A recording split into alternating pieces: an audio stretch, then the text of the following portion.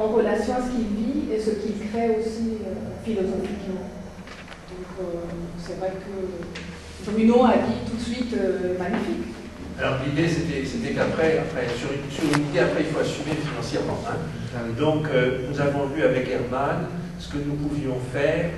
Alors la réponse a été simple, c'est pas de couleur. Et ensuite, nous pouvons utiliser la revue. Les auteurs commencent toujours en bonne page, c'est-à-dire en recto. Et il n'est pas dit qu'un texte finisse en verso. Donc à chaque fois que nous avions une page blanche dans le dossier, nous pouvions mettre une image en noir et blanc. Donc avec René nous a donné un tas d'images qui lui plaisaient. Nous avons sélectionné celles qui pouvaient passer en noir et blanc. Nous savions au moment du pré-montage, nous savions combien, à une ou deux près, combien nous aurions d'images. Donc nous en avons sélectionné une ou deux, ou pas plus, je ne me souviens plus. Et après, c'est Herman qui a fait le travail, en utilisant tous les espaces libres. En tout cas, c'est une riche idée parce que on voit. Je sais que Deleuze faisait des petits dessins, et dans un numéro de la revue Chimère, il y a un ou deux dessins de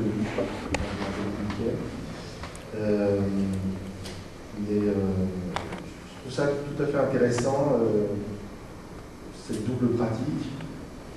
Quand j'étais jeune, j'étais vraiment amoureux de Baudelaire, et ce qui me plaisait dans les biographies de Baudelaire, c'est de voir ses dessins. Des dessins à la plume,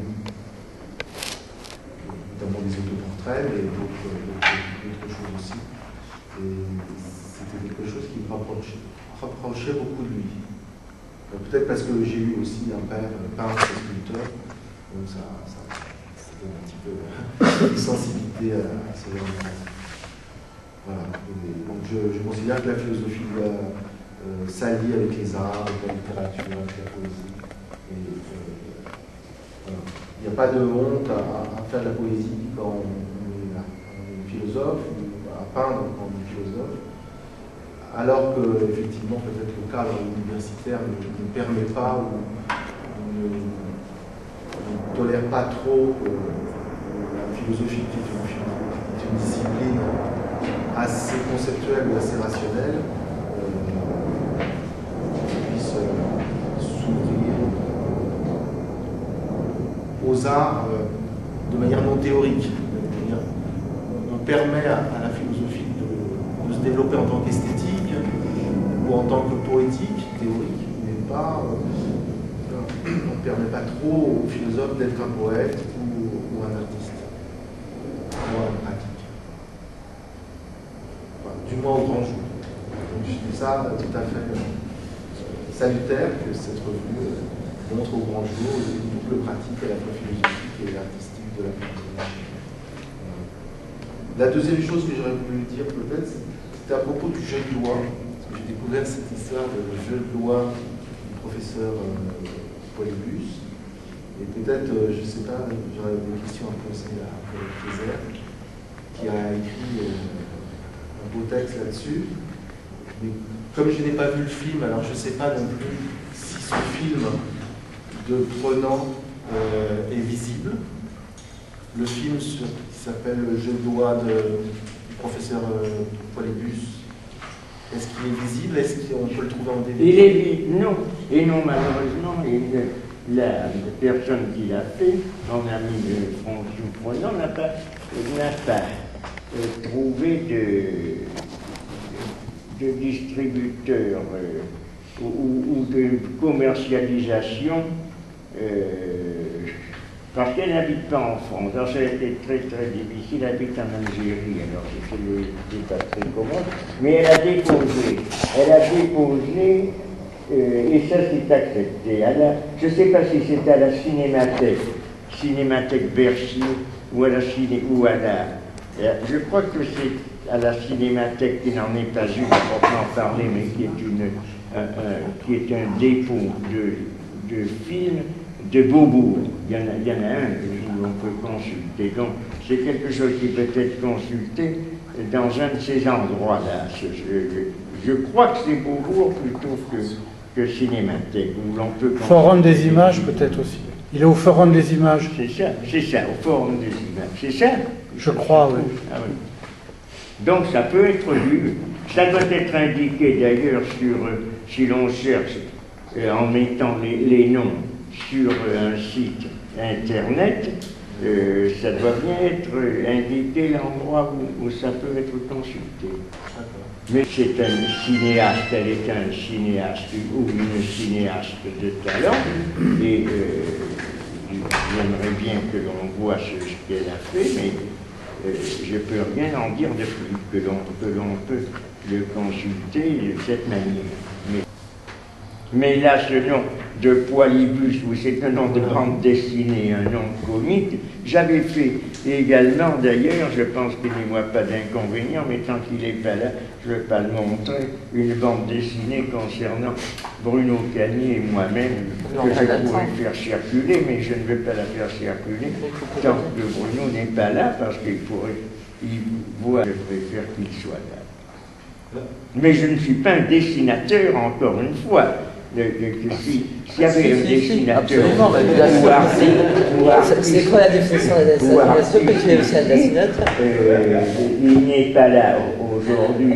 Thierry Briot, par exemple, le confirmerait totalement. Lui qui est un professionnel et un spécialiste de l'art plastique. Moi, je suis de tout ce qu'il y a de plus amateur, de sorte que je fais ça en amateur complet. Mais je ne me comparerai pas non plus à des littéraires qui ont été des dessinateurs et peintres comme Georges Sand, par exemple, qui a fait des dessins, des peintures tout à fait remarquables, qui ont été édités d'ailleurs, ou Baudelaire, ou Valéry, également qui a fait dans son journal des dessins aquarelles avec beaucoup de talent et d'originalité.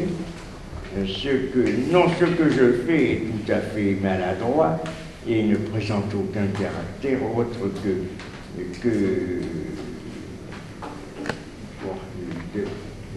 que d'expression personnelle et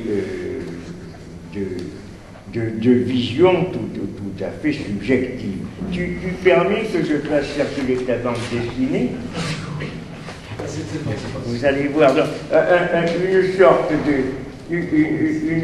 de différend qui avait eu lieu au moment de la publication ou de la fabrication de cette revue. Il y avait certains textes qui avaient été envoyés et dont Bruno Cagny ne voulait pas, ou il m'avait dit ils n'ont pas la qualité des autres, ils n'ont pas grand intérêt, on ne va pas les présenter, mais j'avais insisté parce que des personnes que j'avais sollicitées, c'était très gênant de refuser des textes qui avaient été, en quelque sorte, qu'on avait demandé à des gens qui s'étaient non pas fatigués bien entendu, mais enfin dérangés pour le faire, même si c'était des textes qui incontestablement étaient plus brefs et plus subjectifs, plus ad hominem que les autres. Parce que ce qu'il fallait pour la revue, c'était effectivement quelque chose qui était des études. Et ma thèse, c'était qu'en fait, dans ce cas particulier, c'était pas la peine de sélectionner entre ce qui seraient des études proprement sur la philosophie et la pensée et d'autres qui seraient des adresses plus individuelles, puisque c'était en quelque sorte quelque chose qui était organisé autour de moi-même. C'était là qu'était le différent dans le sens, on pourrait, je ne sais pas si c'est authentiquement lyotardien, mais enfin dans le sens que Lyotard a rendu populaire ou célèbre en introduisant ou en utilisant particulièrement ce mot de différent, c'est-à-dire on partait de points de vue qui n'étaient pas totalement conciliables. Ils ont été, dans le fond, grâce à la bienveillance de Bruno, je dois le dire, donc la question s'est bien résolue en définitive. Mais pour qu'il n'y ait pas de ressentiment ou d'arrière-pensée, comme la question était évoquée tout récemment, j'ai dit, eh bien bon, je vais faire une petite bande dessinée, c'est la meilleure manière de régler les choses. Et pour ceux qui ne l'ont pas vu, je fais circuler cela, si vous voulez le voir, vous voyez les différents personnages qui sont lancés dans un différent. Et ça, je les placé sous l'égide du lutrin. Le lutrin, c'est un poème héroïque-comique. D'ailleurs, la page de Garde le dit en utilisant cette expression de héroïque-comique, bande dessinée héroïque-comique. Le lutrin, c'est un poème héroïque-comique de Boileau. Je ne me rappelle plus quel le thème, c'est une lutte, ainsi une lutte picrocolienne. Picrocolienne, ça c'est une allusion à Rabelais, mais enfin une lutte un peu artificielle et fantasmagorique entre des clercs, entre des religieux, autour de je ne sais plus quoi. Toi qui es littéraire, tu vas savoir mieux que moi, tu te rappelles mieux que moi qu'est-ce que c'est que le lutrin. C'est resté pour moi comme un mot d'un genre de lutte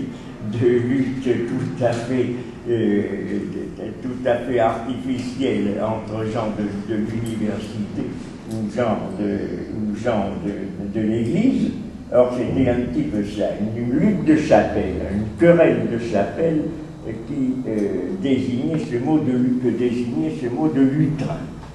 Alors, c'est pourquoi je l'ai appelé un lutrin. Et comme il s'agit particulièrement de Vincennes, il est mentionné